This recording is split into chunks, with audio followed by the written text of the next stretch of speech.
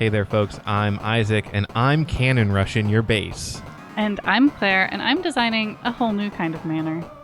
And this is Make That Game, where we pitch the latest, the greatest new video game ideas that aren't ever going to get made. And that's right, folks. Here, we're going to tell each other some cool game ideas, and then we're just going to move on with our lives like they never happened.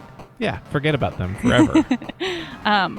Lock them in the vault. Before we jump in, though, I do want to talk about a little bit of a game design cool observation. Okay. All right. So Matchington Manor. Okay. Or is it Mansion? I don't know. Matchington. It's a little mobile game. I've talked about it quite a bit on the pod. Your favorite game. Yeah. Match 3. You get points. You decorate a mansion. Great. Well, I was over here super concerned. And we've talked about this on the pod too, where,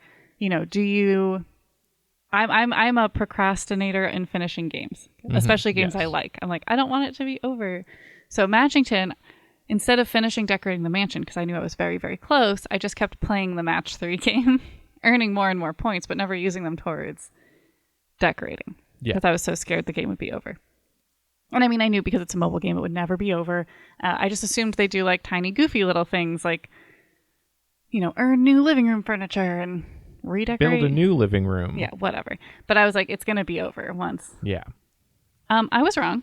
Ooh. And what happened instead when I finished the mansion was they were like, haha, there's 6 other mansions in this universe.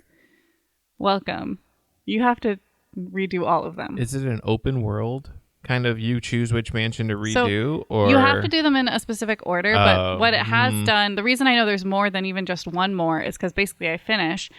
The last thing you do is build a pirate ship.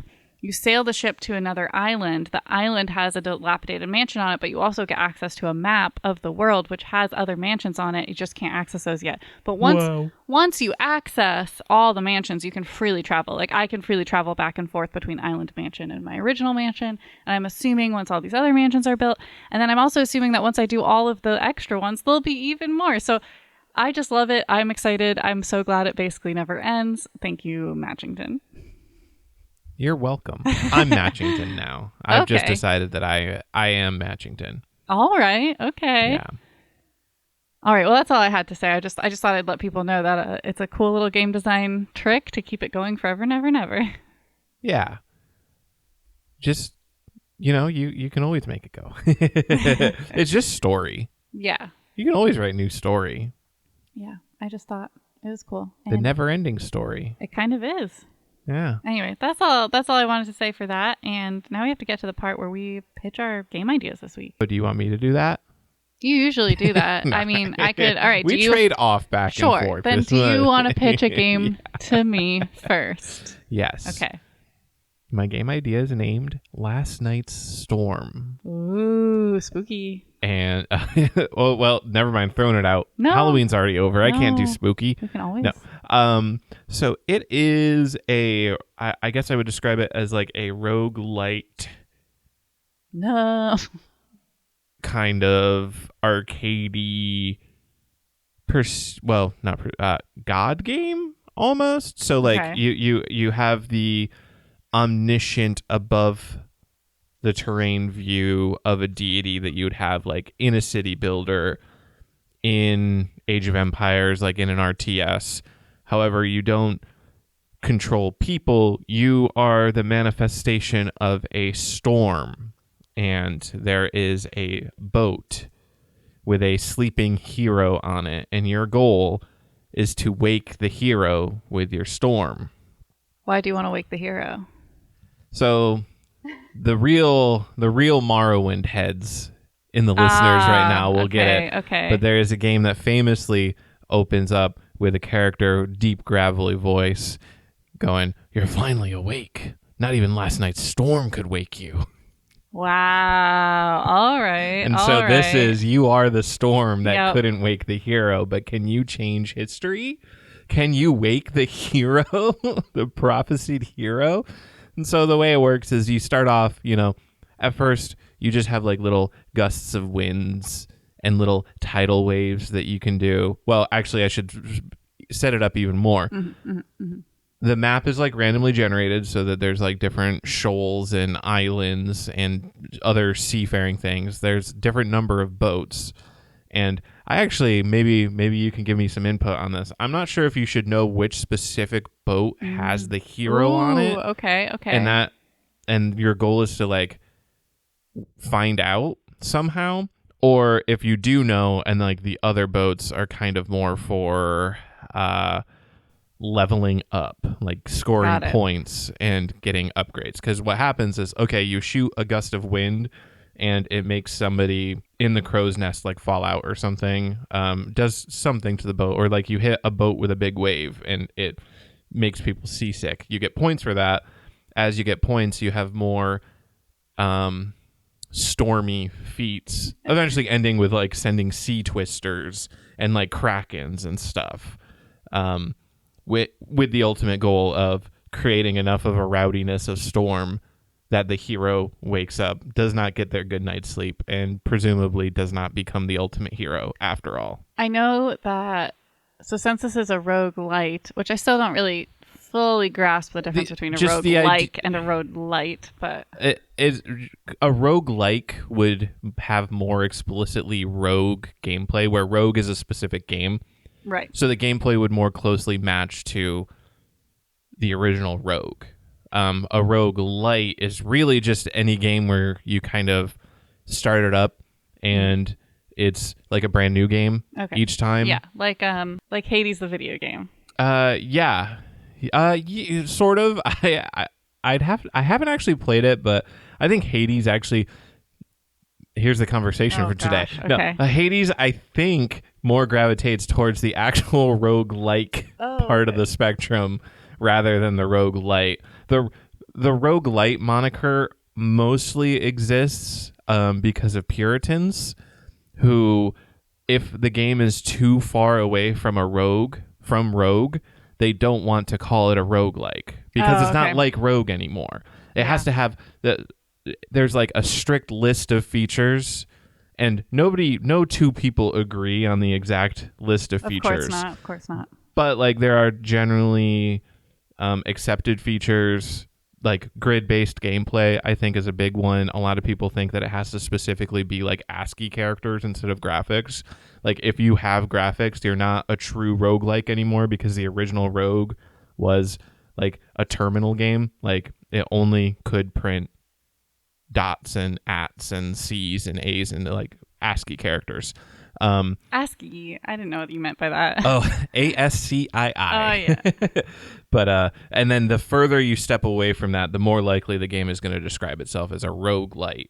And then it's gotten to the point where games that have absolutely no features in common with Rogue, except for like procedural generation, will call themselves like roguelikes or roguelites.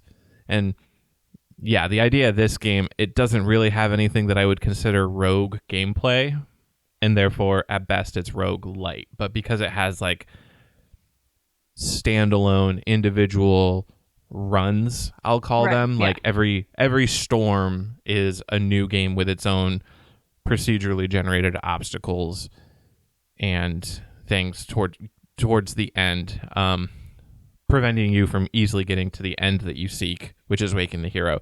And yeah, it's not grid-based. It's not dungeon delving, which is what Rogue is about. It's not ASCII. So therefore... Anyway, what I was going to say for your question about should we know where the sleeper is or not, I think it'd be kind of fun to have, I think especially because it is a roguelike, that... so every time you load the game, you don't know which boat the sleeper's in. Okay. So it adds a new level of discovery and gameplay, and that you can kind of have to discern through like trial and error where he is. So like you do gain points for doing other things in the sea, but you're also gaining knowledge for like where he is or isn't. And then eventually, once you have all the powers, you can throw them all at the sleeper, ideally. Yeah. Oh, and then here's a key part of it. There is a limited area which the storm affects, and so that's like the map. If the hero, the boats start on like one side of the map and then travel a course, once they leave the map, you can't wake the hero up anymore. That's like the fail state. That's you've lost the game. if they leave without waking up. Okay. Yeah. Well, yeah, I kind of assumed that. Yeah. But I needed to make it clear so Yeah. people taking notes, they can write it down Right. in case they're making the game. Exactly. True. Yeah. All right. Well, nice. Yeah. That's last night's storm, which couldn't wake me after all those years. And I became the hero anyways in Morrowind. Anyways, do you have a game idea to pitch to the listeners through me? I do. It might be more of a vibe check. We might be building this on the fly. Oh, that's where I just right. kind of talk about the vibe of a game, but it might not be fully thought out yet. And then we work in the details as we kind of talk about the vibe. Yeah, that's right. So the mechanics. This is a design game, a room design game. Okay. All right. Yep. It comes off of a conversation I had with a coworker this past week. We were just going off, for having a good time, thinking about things. And we were talking about how environment impacts like mood and perception of space and things like that, which is something I talk to you about a lot too. Yeah. I have this theory, and it's not just me. Like a lot of people do, and there's probably I have no studies to back it up, but I do think there's some people have tried to study it at least. Like small details in room design can impact the way you interact with the room, can impact the way you feel while you're there. Like I don't know. I always feel defensive when people make fun of people who are paying attention to the details, like, oh, are you really going to notice that the light switch cover doesn't match? Like, no one visiting is going to go point that out. And it's like, you're right. No one visiting is going to point it out. But subconsciously, on some level, they'll know. I just feel. I don't know for sure, but that's how I feel about it. So I'm going to have to interject. As a man, I understand the secrets of room design, and there should be one TV on the floor with a PS4 also on the floor. Okay. Sorry, PS5 hooked up to it, and a single beanbag chair. That is both the sitting, eating, and sleeping chair. See, now as an Animal Crossing player, you should know that things on the floor are actually worth less points. I don't understand. Points are meaningless. They don't matter. They don't get you anything. I'm talking about utility, which is the ultimate goal of room design. Now, see, I know you're just pushing my buttons, but in reality, I do think that I think rooms should function. I don't like design for design's sake. I think that's actually not useful, but I think they should have design. Like they should be functionally beautiful. It should be functional and aesthetic. Exactly. Because aesthetic. Your theory here My is that theory is that aesthetic really matters. Yeah. Really has an impact. And I know there's some information about that out there. I haven't looked it up. But I would have confirmation bias anyway. So I'd just be like, cool, a study that says what I think. Great. Moving on. That's what we're all looking for when we look for studies, right? Just yeah. So anyway, but that's just how I feel about design. That's my opinion. So I thought, what if I could build a game kind of like this? Now, I've already talked about Sims having this as a mechanic already, which is the environment score for a Sims like happiness bar. So basically, if you designed a room like Isaac just described, the Sim could be well fed. They could have, they could have social life. They could have everything, but they wouldn't be fully happy because their environment wouldn't be giving them joy. So to up a Sims environment score, things that you do is add curtains, add things on the wall, add rugs, accessories, flowers, things like that will up that environment score. So I want to take this to a whole new level where it's just about the environment score. Okay. All right. Pure environment score. Yes. So I think it's going to be kind of I guess the genre we've called it is a list game where you're given a task, make a... Yeah, so I guess I'm actually kind of combining Animal Crossing's, what do you call it? Happy Home Academy. Yeah, Animal Crossing Happy Home Academy with The Sims. Okay. Because in Happy Home Academy, you're given, here's a room to design a coffee shop or whatever. So I think... that specific, expansion of it. That's the Paradise Planning, I think it's called. Happy Home Academy is, the in-universe organization that judges your home. Yeah. That gives you the points and the score and stuff. So Paradise Planning is that. I mean, I'm getting into the weeds. No, but you're that. right. Well, and also our joke when I was playing Paradise Planning quite a bit, and I did Honk and Bonk it way back when. Our joke was that I could never remember the name of it. I was like, Paradise Home Happy Time. I just couldn't. So it makes sense that we don't know. But yeah, so that element of that, and I guess some elements of Happy Home in the sense that you're going to be scored. based on your knowledge. But I bonked Happy Home Academy, I think, because it bothered me that their idea of feng shui was like, put red in this corner. And I'm like, that's not what it's about. That's actually real. I don't understand. I'm an expert on feng shui. I've played Animal Crossing since like 2003, whenever it came out.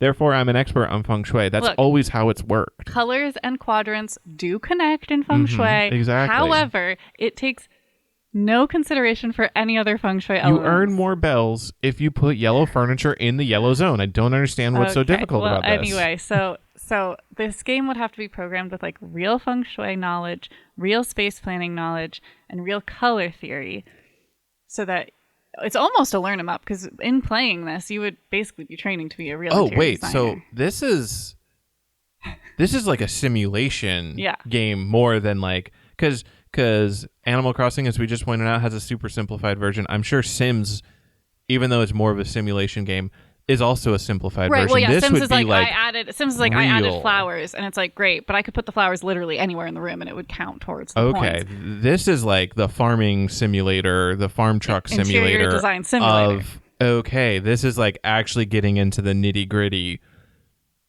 And wow. Yeah, and I think programming the rules of color theory into a game isn't there a lot of vibe in it? Isn't there like some rules, but also there's a lot of vibe, like you can break the rules? Here's what I'll say to that, and this goes from film school as well.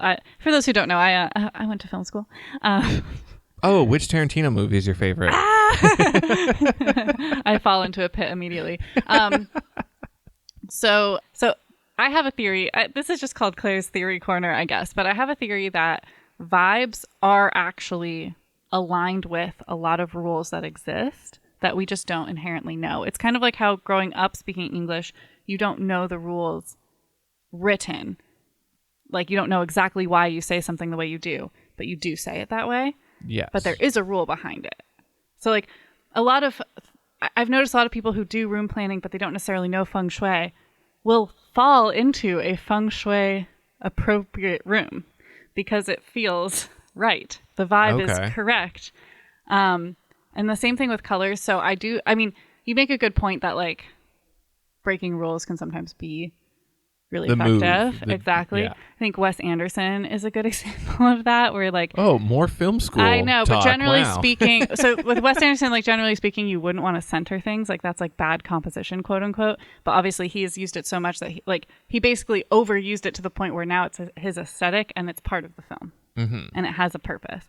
So I think, the way we get around that is, I think, it's hard to program. I'm not a programmer, so that's why I come up with this. If your little theory here is correct, yeah, and that these are just basically rules that are fairly intuitive, like if like you know when to break a rule, then you could say that could be effectively an unspoken rule, effectively. Yeah.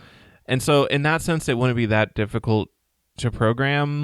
So I guess programming is rules. So as long as rules. The color theory part too, I don't necessarily want it to be like, okay, blue looks good with green or whatever. I think it's more about like, did you use a color palette, or are you using like 12 different colors in this room? Yeah. Like, do you have like lights and darks? Are they balancing each other out? Because I do think that color is very subjective. Like, for example, your personal office probably wouldn't pass the color theory room vibe. However, I think it looks great. And so do you. Yes. Yeah. Isaac has a very bright and fun office. If you're making that like a list game, you mentioned that. I'm not sure if you're sticking with that. You never know on a vibe check, Yeah, where if you've got certain customers with certain demands, then that's how you would incorporate like my office. My office would be a demand by an NPC programmed to be like I love bright color. Actually, I like that because it does also add this element of the simulation where like interior designers don't just get to design things they like. Yeah. They have to design things that other people like. And I think another fun thing would be to make it kind of, I don't want to say roguelike, but I guess kind of where each room, so you don't get to build the rooms. Yeah. So part of the challenge is creating a layout that works within the room. Do you get to purchase furniture? Yeah, I don't really want money to be a part of it, so I would say you get to choose furniture. Okay. But I don't want there to be budgets. There could be like a challenge mode where it gives you specific stock. Oh, yeah, I guess. I mean, you would always have specific stock in theory, because I don't think we could program infinite furniture either. No, I mean, like, you could have like a mode where you have access to all the furniture that's in the game. Oh, yeah. And then you could have a mode where it's like, okay, you have to use this desk and this chair. Very Animal Crossing, yes, I see. Oh, that's right. Yeah, I forgot. No, they have like the 3 key items that you have to work into the design. Yeah, I think that makes sense. I think I do want, again, I don't want there to be any money involved, because there's already so many things you're planning, and I know again that is part of interior design, but for this game specifically, I think it's just, unlimited budgets. That's a special mode too. Budget mode. You just love having modes. You just love having every mode you can. Because, but game design wise, it widens the scope of the niche. There might be people who are interested in one mode and not the other. And I guess it's not that hard to program in, like, okay, an item to the budget is budget. I also think there should be a free play mode if we're doing modes where you don't have a list and you can just design whatever room you want, but still get scored, so you can test yourself on, like, how am I doing? Oh, I like that. But you can just have fun. And then that would be where you wouldn't be able to take into account, like, let's call it taste. Like, you wouldn't have a specific customer, so this would go strictly by the rules. Like, if you do my office, it will be it won't pass muster. Right. And I just do want to do a disclaimer here before we wrap up this game idea, that I don't care what you do with your house. I think everyone should have their own taste and style and do whatever they think whatever they like and whatever they think is best, and that's fine. I think every house should only have black and white. It should be high contrast, modern design, and also open floor plan. Okay. All right. Tiled ceilings, black and white checkered tile ceilings, every room. Now, see that I could get behind tiled ceilings. No, but I just wanted to say that because I don't want to sound like, oh, like you have to follow these rules in order to be doing a good thing. I do think that if you say, I love this room, and I walked in, I could be like, yeah, because you put this in this corner, which is great from the window, and then you have this going. Like, I do think people innately follow some rules when they like a room. But whether or not they know that is fine, and also whether or not the desk is in the command position. Exactly. Whether or not that's true, I don't care. Like, I just want people to have fun with their spaces. But I do think it would be fun to kind of practice designing to the rules and kind of, hone your chops. Yeah. I like it. I feel like I have to disclaimer that because there are really no rules and you can just do whatever you want. These are just my theories. Unless you live in an apartment. And then usually you can't nail things into the wall. You're limited. Usually you can't even repaint. Doesn't mean you can't have fun. That's true. You can work with what you've got. That's another challenge mode thing. It's an apartment. Yeah. You can't hang anything on the walls, and you can't change the colors that exist. Well, you can hang things on the walls, but you can't hang like heavy things on the wall. Yeah. What's the fun of hanging something light on the wall? That's my question to you. Okay. Well, listeners, email us. Well, what's the fun in light objects on the wall? This is the end of my game idea. Okay. Goodbye, game idea. Oh, it's walking into the sunset. Oh, that's where all the game ideas go after we pitch them. They just walk into the sunset.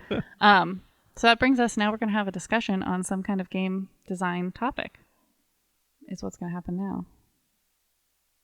Okay. So I was thinking about, because it is NaNoWriMo right now, which is National Novel Writing Month, which is the entire month of November, and I use Scrivener to write my novels. And product placement, pay us money. Yeah, literature and lattes. That's the parent company. Anyway, so I was thinking about game design, because game design planning and novel planning is not very different when it comes to story and structure and character arcs and plot points and important moments, right? So, well, yes, the story of a game is very similar to stories per novels. Right. That's what I'm saying. Okay. So because of that, I was like, what do game designers use to organize their thoughts for games? How are, like, I know there's many options, but like, what are some of the options? How does that work? Ooh, well, I mean, I've used Scrivener to kind of keep ideas for the game that I've worked on historically have not touched in over a year, it turns out. No. But like I basically used each chapter to represent a chapter in the game, and I considered a chapter in the game like a dungeon or like area. So like, oh, the first forest is its own chapter, and here's the notes basically for how that's going to go, like the basic ideas, like what the boss is going to be, like what kind of treasure, what kind of puzzles, etc. are in it. I've also used it for like world planning, like Scrivener, world planning, where each chapter is like a region, and then it's got like sub chapters, which are like towns, and like that has sub chapters that are people, etc., etc. I've also just used a notebook to sketch dungeon and monster designs and stuff, and like write a blurb about their stats, like, oh, here's the bat, it's high speed and it uses a sonic shriek to confuse the party. Here's what I want the first floor of the dungeon to look like, and then, you know, number 1, and then the legend over on the side, 1 is this is a treasure chest containing 2 potions, like that kind of stuff. I'm sure there's other ways to do it. Those are the ones that I've personally used. I've also done the legendary. This is the one I highly recommend everyone do. Keep it all in your brain. Oh, yep. And never write any of it down or transcribe it in any capacity. Cool. Just keep it in your brain, and then hopefully you can find it when you need it. That's great. Yeah, that as a writer, we also use that tactic. Yeah. So I would say definitely a very common and well practiced. I just thought of another one that's even better than that one. I believe it's called pantsing. Oh yeah, this is a NaNoWriMo thing. Yeah. Where you don't plan anything and you just let it happen. Yeah. I was a pantser every time I did Nano. Wow. That was so fun. So I'm still on all the email lists for Nano because I used to do them every year. Yep. And I got an email of a launch party. This was in the New York one, which I don't live in New York anymore. But I keep forgetting to leave the groups. But they were doing, first they had, so you can be a planner or a pantser, right? Those are like the 2 starting positions. So they had a planner meetup the day before it started, or a couple days before it started, where they were going to do like outlining sprints and like talk about their novels, followed directly by a pantser meetup, which was just at a bar. That's like, pretty good. Yeah. And then obviously like both people could attend either, whatever. But I just thought it was a funny way to separate the 2 types of like, all right, we're going to meet with the planners. We're going to sit in a room. We're going to time you. You're going to do writing. And then it's like, all right, now party, get ready to go. Yeah. I guess what I'd say, usually I would go in with some idea, like some vague concept, but not a lot of prep. And then I would usually set a lot of things on fire. So good. That always makes things interesting. Literaturally or like... No, in the story. Like if it was getting boring, I'd be like, oh no, their house caught fire. Oh, what a trick. Yeah, what a dandy little trick. That's my little hack. Yeah, I was just curious because like, obviously there's lots of ways to do it, but it's fun to think about all the different ways. Have you ever used like physical note cards or seen people do that? Like, I've seen people do it. I've talked about this on the podcast before, but I'm going to bring it up. Good. This is for game design, like mechanical game design specifically. Cardboard prototypes. Oh yeah. That is literally like cutting out cardboard cutouts of like the characters and then pretend in like a level or something and then pretending to play the game with those. I think this is very cool. I really like this.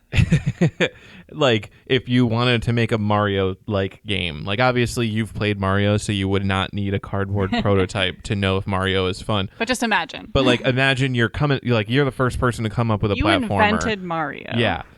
You would put like the 3 blocks, the question mark block, like on a table, and then you'd have a little cardboard cutout of Mario, and you'd move the Goomba cardboard cutout towards Mario, and then you'd actually enact jumping on the Goomba and then taking it away, and then run over and like hit the question mark block, and the mushroom would come out, and you'd be moving that with your other hand, and you'd be like, all right.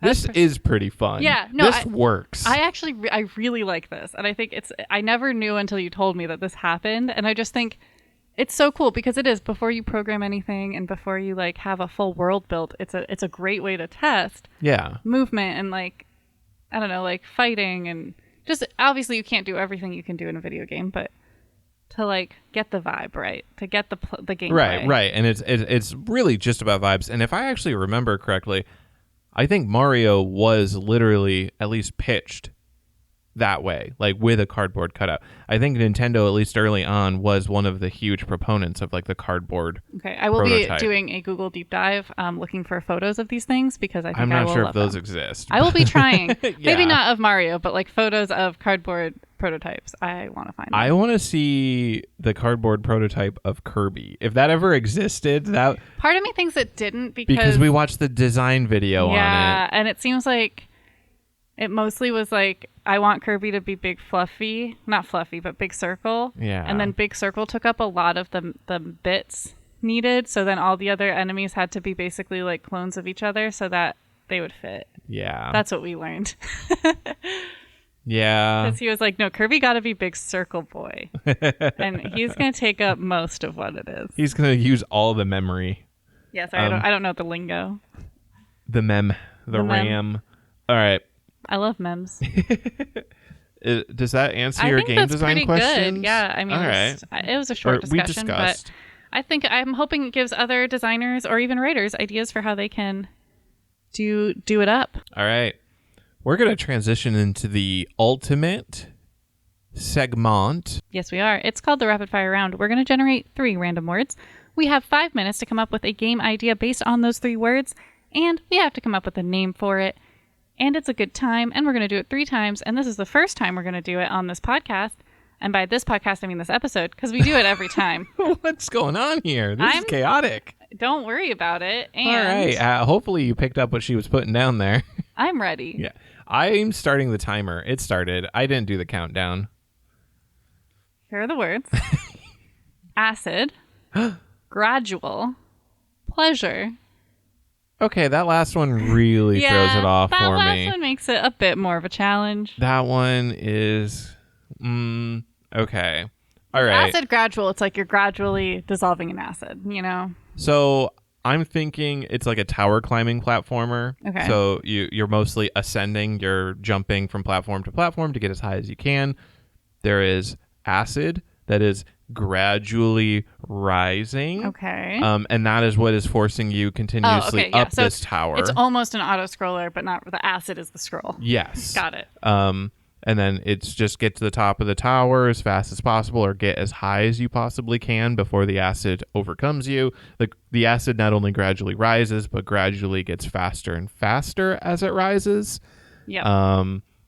And the pleasure is because it's a pleasure to play video games. It's very fun. At the top there's all right, how about candy this? Or how about something. This? So I wrote a story once, TM, about Madeline and a slime monster. The slime monster gets pleasure out of destroying things. So it's not just it's acid, but it's sentient. And its pleasure is to kill you. Oh, okay. And that's why you're escaping it. Correct. That's an easy way to do it, right? Oh, maybe it also, instead of just being like the auto scroller, maybe it has ways of like doing other things periodically to throw you off. Yeah. Like it can shoot acid balls and stuff. So you might have to get power-ups that are like, like armor or like things like that. Maybe you can drop like basic compounds to kind of fizzle. It won't totally die because then the game is not the game. But it could like fizzle it for a little while so you have some time to catch up. Yeah. So I think that's all right. And the game's name is Reflux. Love it. Reflux. Okay, that was fast. That was good. Boom. 2 minutes and 50 seconds left on the clock. Reflux, the tower. I'm adding to it after we stopped it, but we had so much time, it's fine. Yeah. Would it be terrible if the skin of the game was you were going up the esophagus? like from the stomach. Like it was literally acid reflux, like heartburn. I'm not totally sold on that one. I kind of just liked imagining it as this like creepy tower and like an actual villain. However, and it could just be like a name that makes you think of acid reflux. Yeah. I mean, if we wanted to do it that way, that's fine. Maybe listeners, let us know how you feel. Do you want it to be about the esophagus or just a random acid monster? Let us know. Make that game podcast@gmail.com. Anyway, game number 2 starts in 3, 2, 1. Delay, yard, authorize. Isaac, just his whole body just slumped. Just yard, delay, and authorize. So yard does make me think about mowing, but obviously there's already mowing. Naval yard. Naval yard. There could also be yard stick. Yard as a measurement. Okay. Yard in football. I mean, yard in football is also a measurement, but like they use it that way. Yeah. What was it? Yard. Authorize and delay. Delay. Authorize is making me think of like espionage of some sort. Okay. Interesting. And maybe your espionage goal is to delay something. And so like, I don't know, in a naval yard, you could be attempting to delay the launching of a Navy ship. Like you infiltrate the yard and you prevent them from sending them to go fight some naval battle or something. Okay. Something. All right.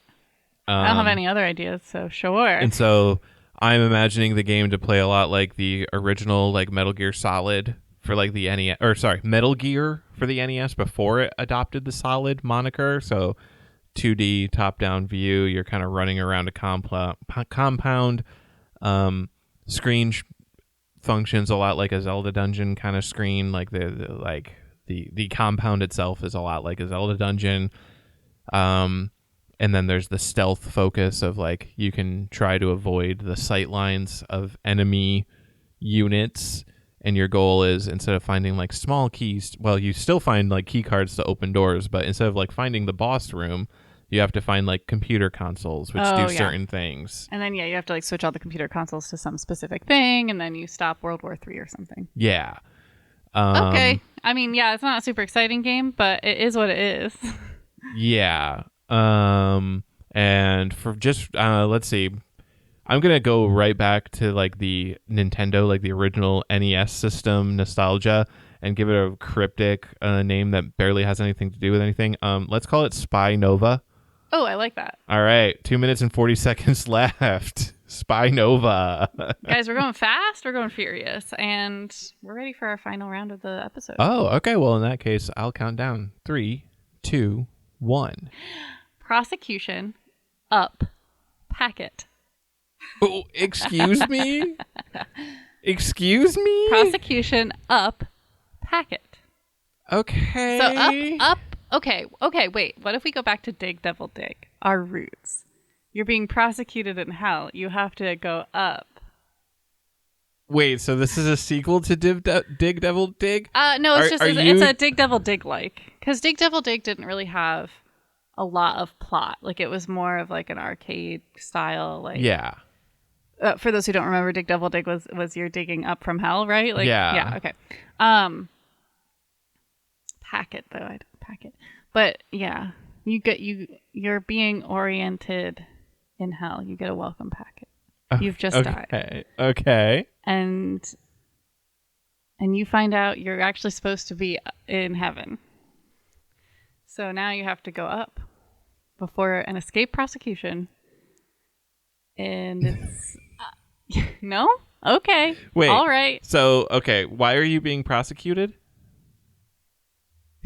You stole a loaf of bread. You're Jean Valjean.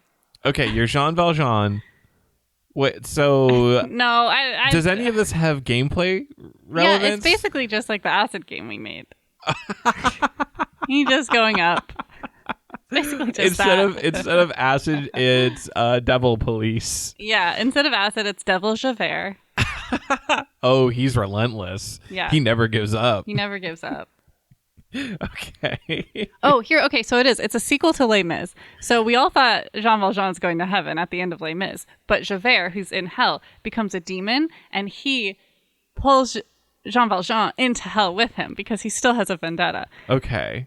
But obviously Jean Valjean is supposed to be in heaven, so he's trying to escape Javert still to this day.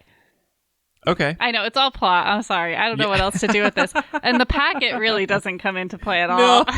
No. Oh, man. Well, packet, we could make it online multiplayer, and thus it sends packets back and forth.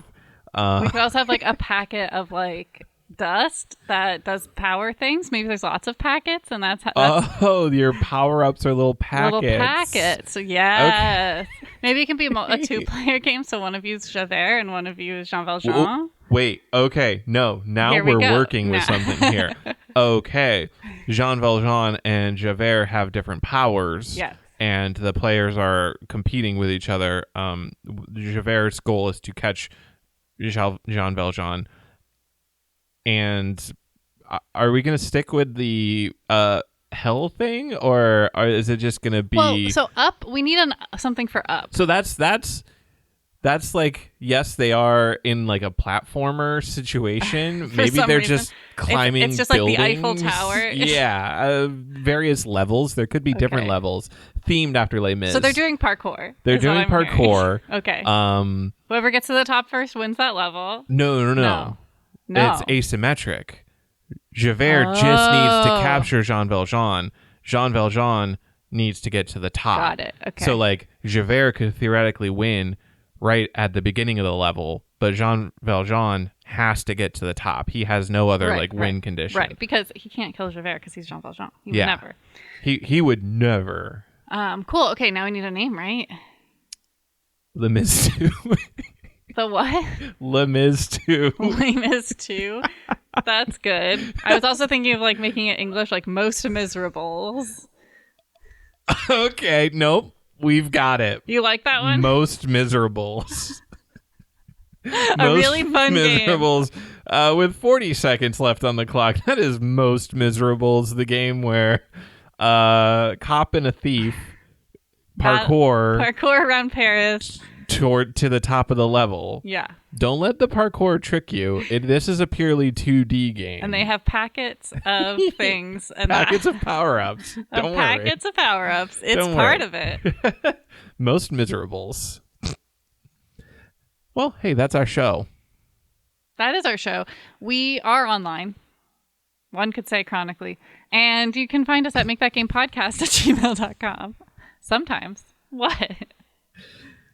I'm chronically online. I don't know if you qualify. I think by the amount of TikToks I watch, I do. Fair. I think I do. Do we have a TikTok? We do. It's Make That Game Pod. It's at Make That Game Pod. That's our TikTok. It's also our Instagram. It's also our Facebook. And you can find us on twitch.tv/MakeThatGame. We love getting emails from you. You can email us, makethatgamepodcast@gmail.com. And we'd love it if you leave us a 5-star review on iTunes or Spotify or both if you're feeling fancy. And if you did hear a game today that you say, man, I need to play that game Most Miserables. It's not unhinged at all. It's perfect. Then we encourage you to get out there and make that game.